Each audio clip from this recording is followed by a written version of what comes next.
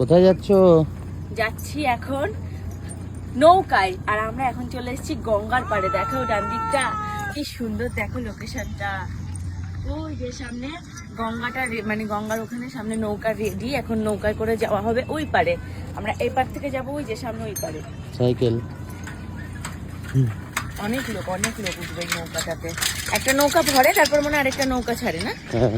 নৌকাতে দেখো সাইকেলও পার করে দেয় ওরা। ভালো সিস্টেমটা বেশ।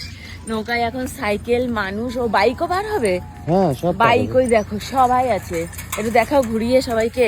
নৌকায় সাইকেল আছে, বাইক আছে। অন্য ঘাটে তো গাড়ি টাড়িও পার হয়, পাশের ঘাটটায়। হ্যাঁ, তো চলো এখন নৌকায় আগে উঠে তারপর তোমাদেরকে দেখাচ্ছি।